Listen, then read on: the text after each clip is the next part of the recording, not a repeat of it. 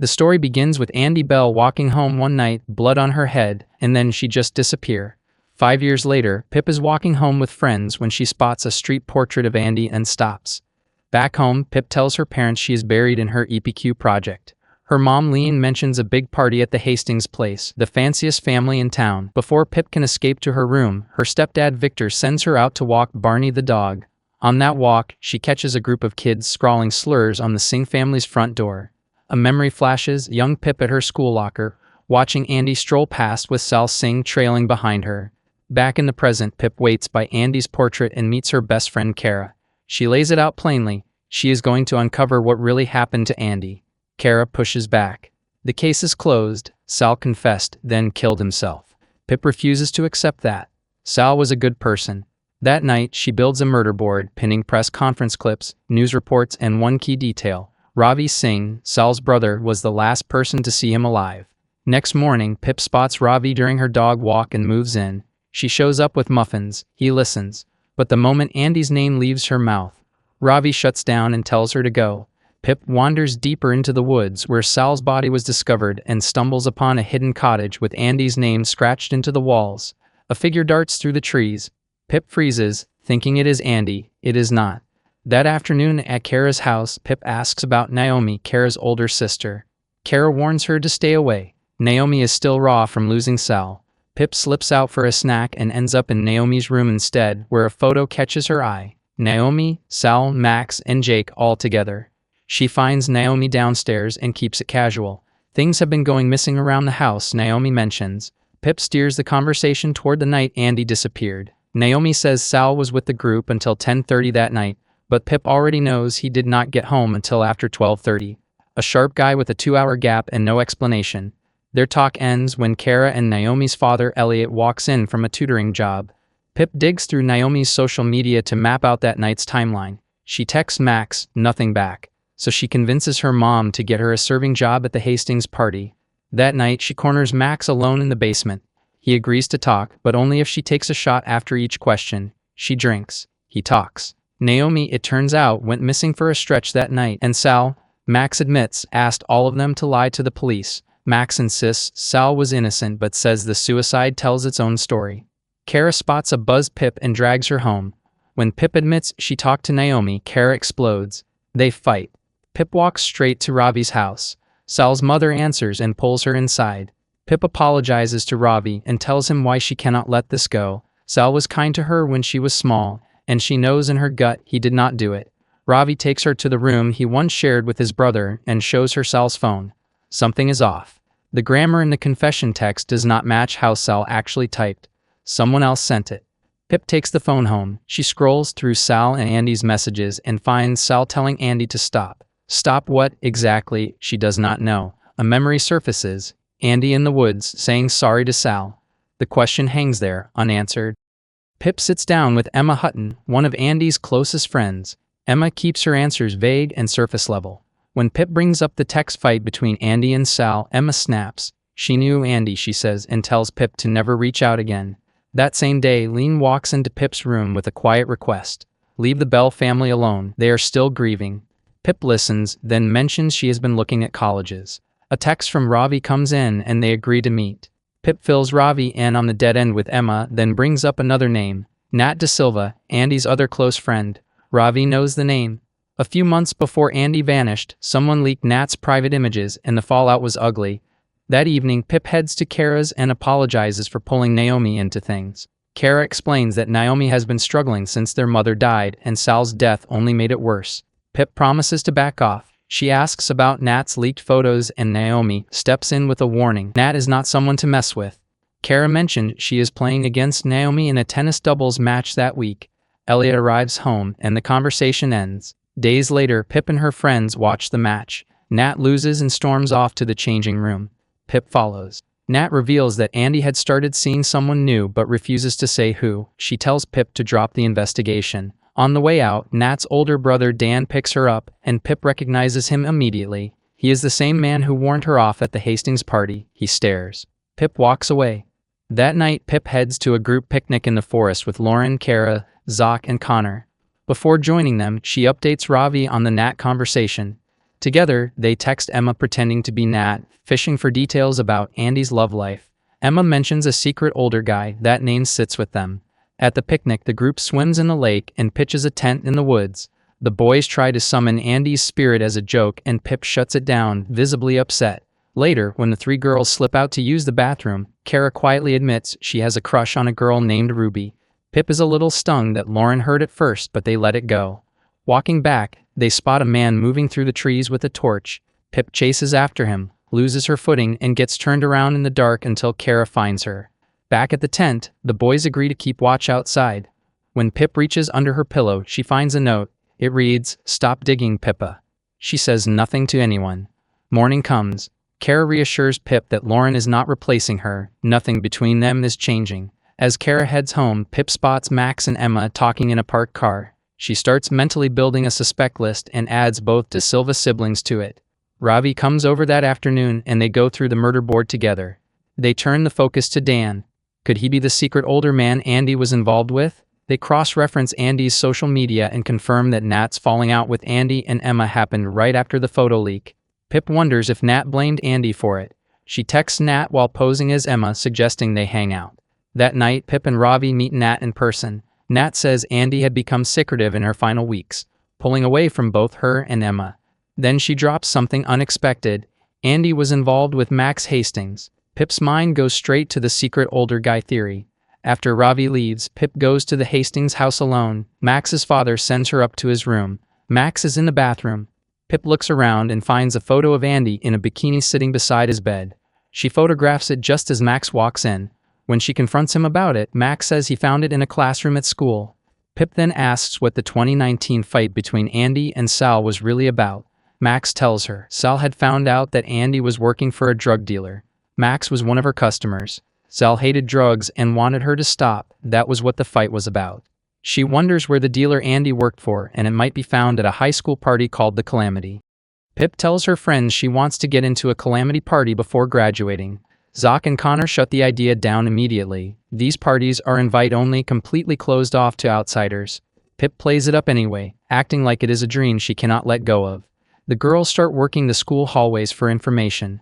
They piece together that a party is happening that weekend. Pip spots a popular classmate and makes her move. She pretends to help him with his phone and quietly lifts the party location from it. The address is hidden in a code. Black banana bears. After class, Pip and Naomi puzzle over it together until Elliot steps in and cracks it for them. That evening, Pip calls Ravi and invites him along. He declines. After Sal's accusation, the town of Little Kilton has made his life difficult, and walking into a party full of those people is not something he is willing to do.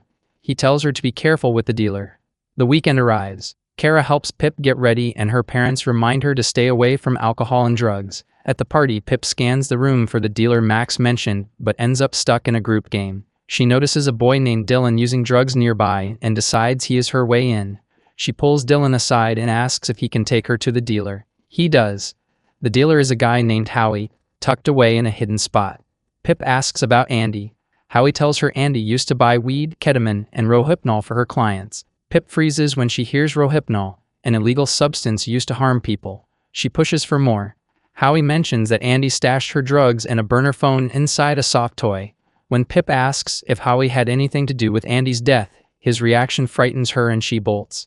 Outside, Dylan corners her and tries to force a kiss. She tells him to stop. A girl appears and steps in, pulling Pip away. She tells Pip these parties are dangerous and she needs to be more careful. Pip goes home shaken, saying nothing to her friends. She crawls into her little brother Josh's bed that night. Ravi calls to check on her and apologizes for not being there. Then a threatening text arrives. Whoever is watching tells her to stop the investigation. Pip and Ravi spread out the drugs they found in Andy's soft toy and study the note tucked inside. It is a coded list. Andy's clients, each one paired with what they bought from her.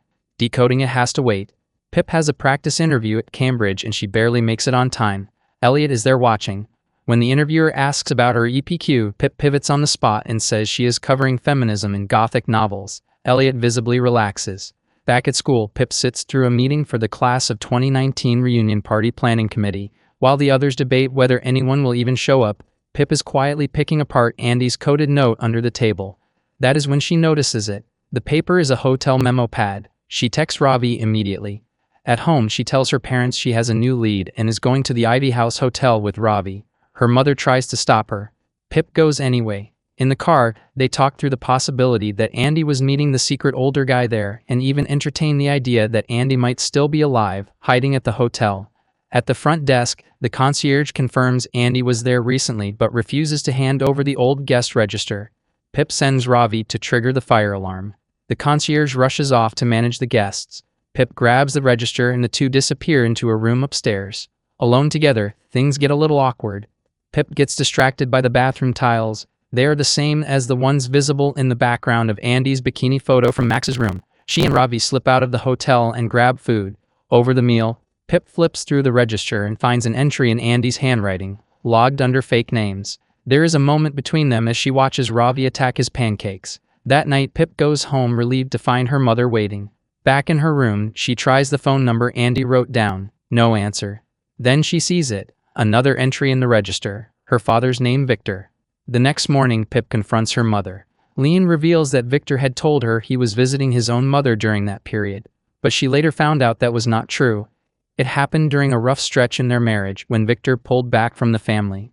Pip asks her mother how she could have believed him. Lean does not have a clean answer. Victor comes to Pip's room that evening and tells her he was not cheating. Pip does not want to hear it.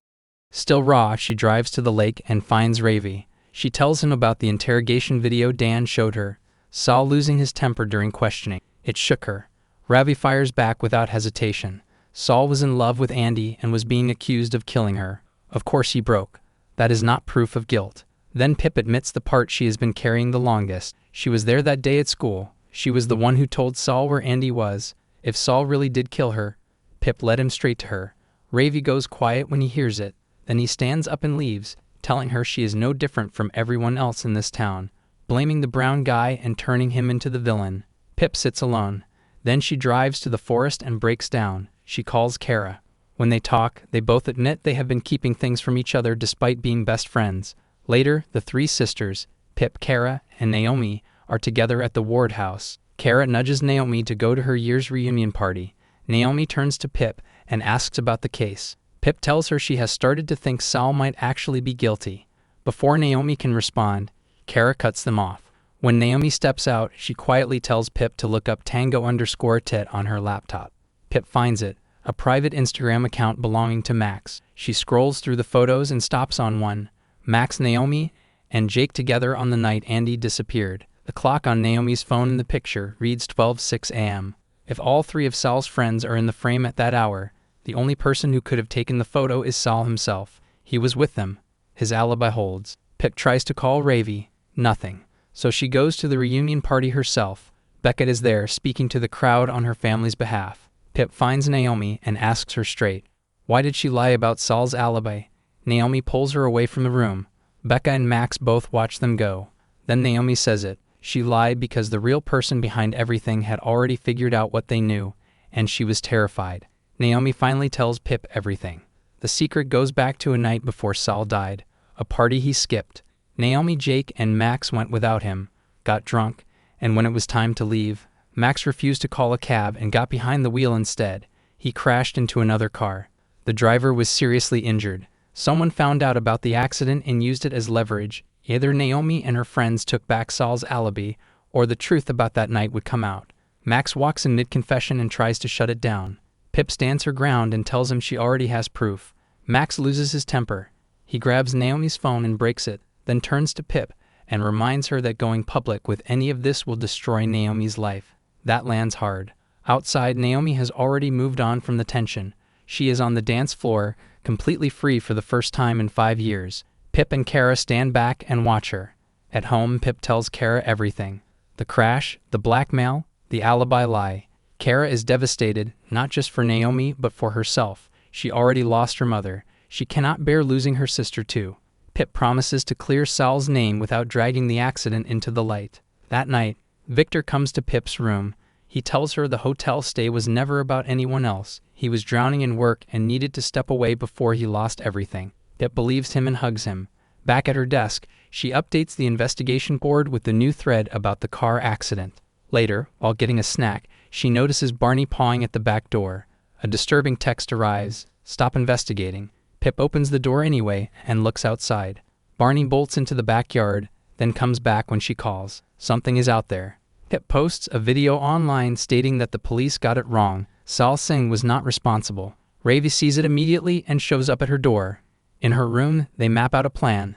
The video is bait. If the real person behind everything thinks they are about to be exposed, they will reach out. Pip and Ravi stay up through the night playing cards, going over the case, waiting. A noise from downstairs sends them both down to check. It is just Josh. Pip puts him back to bed. They end up talking in the dark until Ravi drifts off. Pip wakes him before dawn and sends him home before her parents stir. He hugs her on the way out and tells her to call if anything happens. Josh's birthday arrives. The stalker texts again. Consequences are coming for the video. Pip calls Ravi to make sure he is safe. He is fine. Mid-celebration, Josh goes missing for a moment and Pip panics before finding him outside cutting his cake. That evening, Barney is gone. Pip releases another video, walking back her claims, saying she has no real answers, hoping whoever took Barney returns him. The whole family searches the forest. Pip gets home first. Barney is there. He is gone. It appears he drowned in the lake. They bury him in the backyard. Pip is gutted, but it shifts something in her. She is no longer just investigating for truth. This is personal. She goes straight to Dan at the police station and lays out what she knows about the hit and run. She threatens to take it public unless he talks. Dan breaks. He tells her he was secretly involved with Andy, and she was 15. Pip calls it an inappropriate and illegal relationship involving a minor. Dan tells her Max found out and used it to blackmail him into helping cover up the crash. So Max was behind the alibi threat all along, but someone else must have been blackmailing Max. The thread tightens. Pip goes back to Ravi. He tells her to stop. The person behind this drowned a dog. It will not stop there. He reminds her of everything she has waiting for her. Cambridge, her future. Pip hears him but cannot let go. Lean drives her to school for exams. Her friends hold her together. She sits the tests. Afterwards, she is riding back in Elliot's car when her phone rings. The number saved as secret older guy. She answers. It is Naomi, calling from her father's old number. Elliot's number. The air in the car changes. Pip keeps her face still. She leaves her phone behind in Elliot's car when she gets out. At the Ward house, she pulls up the print history on Elliot's computer and finds it. The exact note that was slipped under her pillow in the tent. She tracks her phone and sees it moving toward the Ward family's old ancestral home, a place Kara says was sold years ago. Pip texts Ravi. She thinks Andy is alive and Elliot has her. She asks him to call the police. She hugs Kara and drives to the address alone, turning over every memory of Elliot in her head. The tutoring sessions, the fatherly warmth, all of it reframed now into something darker. Elliot's car is parked outside. Pip confronts him. He does not deny it. He tells her about Andy, the tutoring that turned into something else after his wife died, the few times it crossed personal boundaries, and how it ended once Andy got together with Saul. Then Andy came back. Not for him, for money. She threatened to expose him unless he paid. On the night she vanished, she showed up at his door causing a scene. He pushed her. She hit her head and was injured. He ran inside to call for help, and when he came back out, she was gone. Pip exhales. He did not hurt her. Then she looks up. There is a door on the upper floor she had not noticed. She pushes past Elliot and opens it. Inside the loft, someone is hiding. The woman turns around and tells Pip she is not Andy. The woman introduces herself as Isla. She tells Pip that Elliot found her and brought her home, mistaking her for Andy. When he realized she was not Andy, he was crushed. But by then, he had already said too much. He confessed to causing Saul's death. After the police named Elliot as a person of interest, he panicked and went after Saul directly, drugging him and ending his life inside his own car. He had found Naomi's diary beforehand and used what he read about the crash to blackmail Max, Jake, and Naomi into pulling back Saul's alibi. Isla tried to run after hearing all of it. Elliot locked her in and kept her there for 5 years. Elliot is arrested. Isla gets medical care. Victor takes Pip home. Days later, Pip takes down the murder board. Saul is finally cleared. She meets Ravi and asks how he is feeling. He says his family can breathe again, and it is all because of her. Pip is about to say something more when Ravi stops her. He is leaving Little Kilton, a job, college, a fresh start somewhere else. Pip goes quiet. He hugs her and goes. She gets on with things. She checks in on Kara at school, making sure she is not being pushed out or blamed for what her father did. Their friends pull Kara close. At home that night, Pip falls apart. She feels responsible for dismantling Kara's family. Lean sits with her and sets it straight. Elliot made every one of those choices himself. Pip freed the Singh family from 5 years of public shame. She saved Isla. Lean tells her she is proud of her. Then Lean adds something offhand. Elliot still has not admitted to hurting Andy. Pip sits up. She goes back through all the threatening text. Something is off. The note under her pillow in the tent. That was Elliot. But the texts came from somewhere else. A different person. She checks Kara's social media and confirms the Ward family was away on the day Barney was killed. Elliot could not have done it. Someone else is still out there. Pip goes to see Elliot in prison and lays into him for what he did to Andy, for causing Sal's death, for letting Sal's family carry the blame for years while Sal had trusted him completely. Elliot deflects. He tells her Andy was trying to scrape together money to escape her father.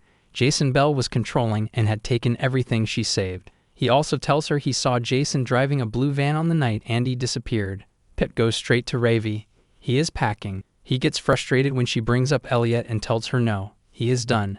Pip goes alone. She finds Jason Bell's garage and looks for the van. Jason spots her and gives chase. The girl from the calamity party, Jessie, appears out of nowhere and pulls Pip to safety. Jessie tells her something that reframes everything.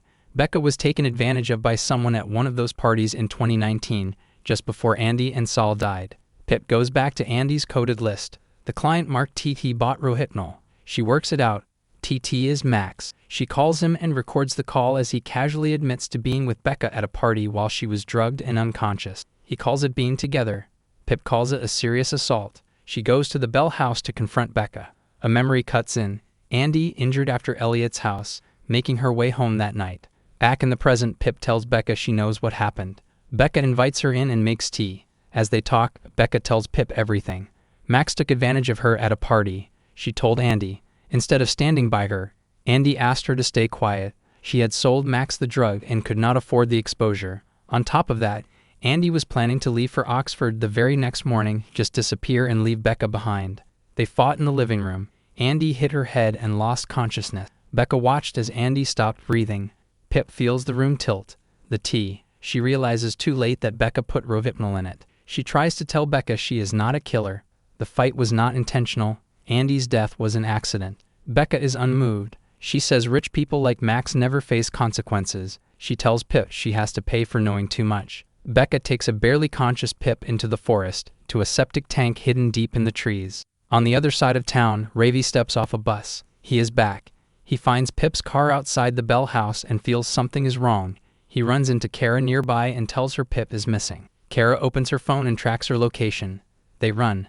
At the tank, Becca raises her hands to push Pip in. Pip summons everything she has left and shoves back. She stumbles away. Kara and Ravi arrive just in time. One last memory surfaces. Sal following Andy into a classroom, young Pip just outside the door. Inside, Andy tells Sal that her father took all her savings. Sal tells her not to worry. He will get her the money. He promises to meet her at dawn before she leaves for Oxford. They hold each other and say they love each other. Neither of them knows what is coming. In the present, Lean reads Pip's finished EPU and is moved by it. Pip tells her she does not want to go to Cambridge just because her biological father went there.